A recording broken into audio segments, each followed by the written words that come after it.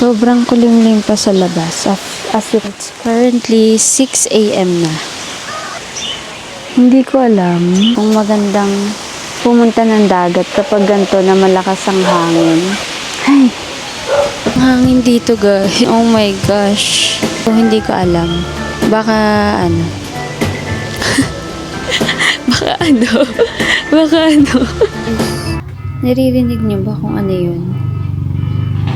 Ako pa lang yung gising sa amin. And yung alarm namin, parang may The Purge. Gising na, bango na. Kilos na guys. May araw na yan mamaya. So hi guys! Nagpo-prep na po kami for later kasi pupunta na kami ng beach. Super late na kami nagising. More or like 6 o'clock kasi mga tinamad bumangon. I'm ready to come. Okay, are you ready to pray? Ikay, are you ready to pray? Yes. Let's bow our head. And feel the presence. Lord, we have And thou? And feel the presence. Bawal ka. Pinagbabawal ka na sa langit. So, currently, nandito kami, pero umuulan. And yung location na pupuntahan namin supposedly is hindi namin pwede puntahan kasi nasa gitna yun. It's Little Boracay. Dapat. Sad kaso wala naman kaming magagawa. But whatever happens, we're still gonna enjoy this day kasi sayang naman yung effort namin para pumunta dito. And we're still hoping na sana umaraw pa.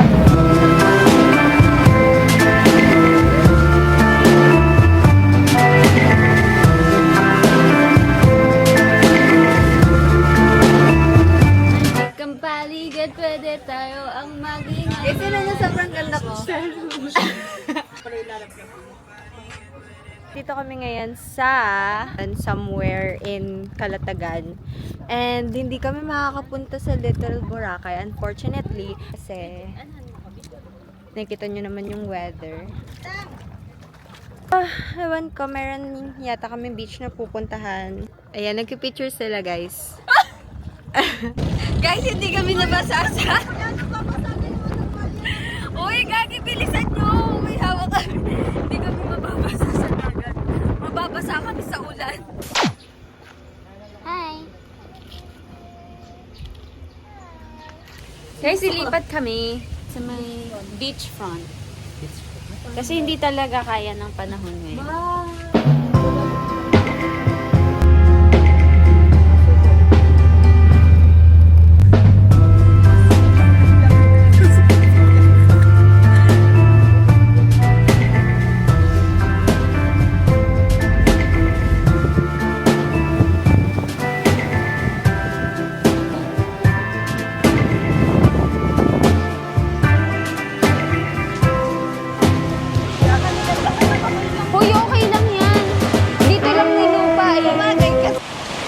Guys, finally, nandito na kami sa beach shore. Pero, the problem is, sobrang lakas ng hangin tsaka high tide.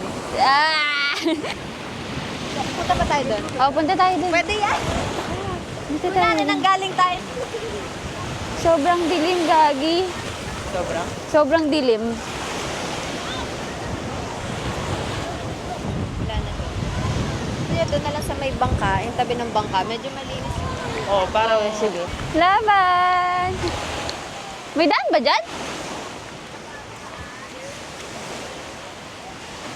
Medyo masakit sa ano yung ano paa.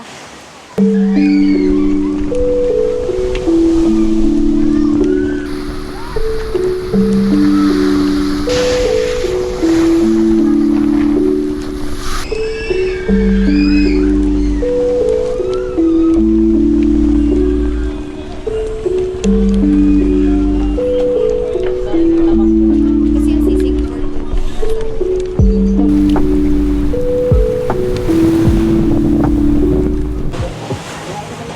We survived the weather. Guys, hello. It's already... What time is it now? It's 1:54. It's 1:54 and still the weather is not that good. Pero, kahit papano. Hindi namin napuntahan yung Little Boracay. Guys, what are your takeaways so far? Maaga umalis. Like, wag magpapagabi. Kasi mahirap talagang sumakay kapag gabi. Lalo na pag commute Mostly pag commute. So, kapag nag-plan kayo ng trip, tapos commute lang kayo, try nyo na as early as possible. Kasi, yung mga buses is, meron silang mga time or may mga schedule. So, mas okay if mas maaga. So, may na-realize din po kami, no, na hindi kami pang commute. Hindi kami pang commute. Ang hirap mag-commute for the cry.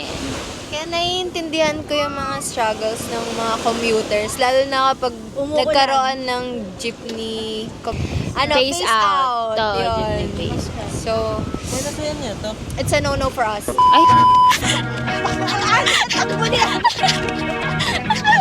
Welcome to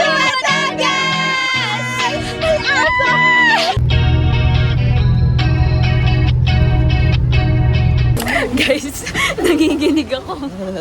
Kasi nandito kami sa Tagaytay. At nilalamig ako. Legit, pakita mo yung damit ko kung anong itsura. Pakita mo yung damit ko kung anong itsura. Tapos nandito kami sa Tagaytay. Nilalamig ako. Guys, may kakwento lang ako. Kanina, may katabi ako nagbukas ng plato. Say, gutom na ako medyo, babe. Nilalamig ako na Gusto ko na ipabasa yung message ko para bigyan niya ako. Stop natin. Ang ganda kaya siya. Hindi kasi kaya. Ate na guys, isa lang yung payong na meron kami na available, which is yung pinadala sa akin ng tita ko. Tita ko, kung nanonood ka man, thank you so much. At ang ginawa namin, kasi kakain kami sa McDonald's dito sa Tagaytay. So, paisa-isa, kunwari, si Kay po kanina, na una. Tapos kasama niya si Ikay. So, ayun. So, I'm waiting for Jenny na lang, nasunduin ako. Ilang beses ko kaya uulit-ulitin na ang pagko-commute, lalo na kapag malayo yung pupuntahan nyo, ay hindi advisable. Yan na siya. Yan na ang aking sundo.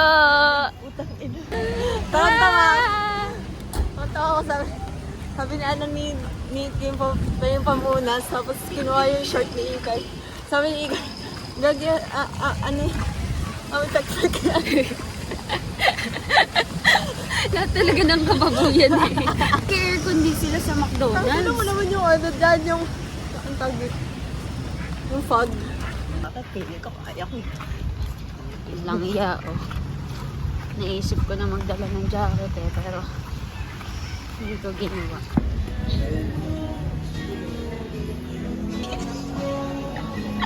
Okay lang kayo.